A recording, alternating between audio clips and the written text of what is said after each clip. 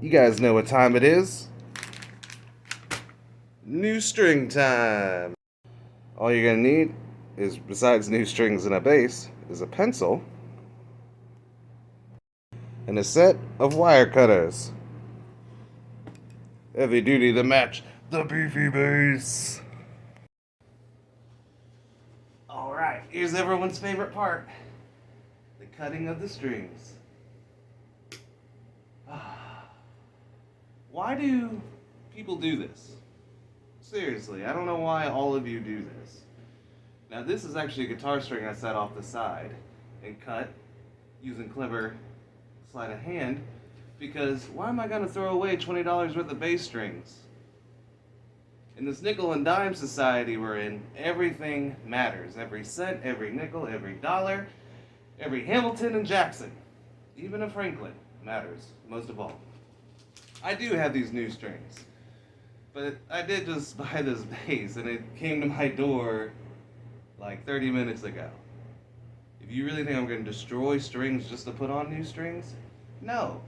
Because what I'm going to do is take the strings off of this, put these on, see if I like them, because this will be the first time I'm using these strings. Not the company, but just the size of strings.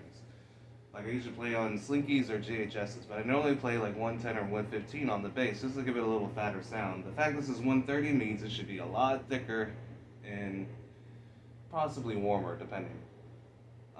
Just comes down to tuning and how you play. But to sit here and chomp away at perfectly good strings, I'll never understand it. Now, I know guitar players are always like, oh, well, the strings are cheap. Sure, guitar strings are $6.50, but after tax and everything, you need at least $8 to buy a pack of guitar strings. You need at least $20 to $30 to get a pack of bass strings. Now, guitar players will replace their strings more often because, yes, they'll break, because they have thinner tensile strength. But mainly, bass players won't change their strings because they want a more warmer, muddier sound. You know, having the not ideal. I mean, of course, while you're playing bass, it does make sense, but you know, they want it a little bit muddier. So typically, bass strings, they will break, but not as often as guitar strings. Most of the time, bass players will let their strings get dirty in what they call gain the funk, because they say the funk is in the grunt or the gunk within your bass. I'm not sure. We have to talk to Bootsy Collins. He's the only one really I think that can answer it. But that's a lie. There's several other great bass players out there. I think Bootsy's is one of the easiest ones to reference in a quick, dramatic, but somewhat enticing and moving fashion. I wanted to say capricious, but I couldn't get it out in time. So my only suggestion is play on the strings you have that come with whatever instrument, and if you don't like them and if none of them break, save the strings. Because just because you buy new strings doesn't mean that they won't break.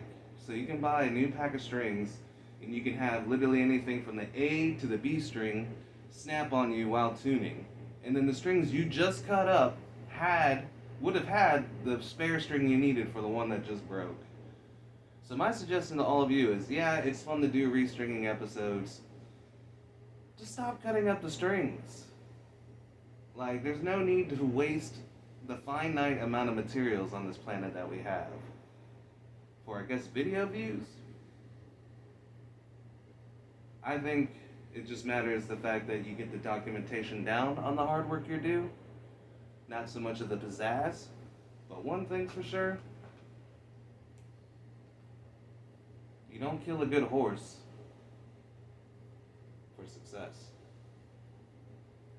And for me, I'll keep these strings on for a little bit before I put these on.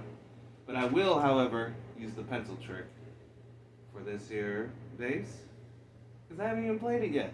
I had to make a video about my disdain for people ripping apart instrument strings online and wondering, how are you paying for all that? Because anyone else in this nickel dime society, everything counts. So, not sure why you're just going to throw money away like that. It's just how it goes. I know it's marketing, you gotta spend money to make money, but come on, guys. You gotta really go through. You really gotta take a new guitar, have someone buy it, and then in the shop do a video of, oh, restring it for me. I just bought it, but I want it restrung. Like, why are you spending all that money? These are very good strings. Truthfully, if I knew what size they were, they're mostly 95s, I would keep them. But I want a little fatter tone, which is why I'm going for this. And then the only other thing I say is, maple neck is purely a kink. I like maple necks. And if I really was to show,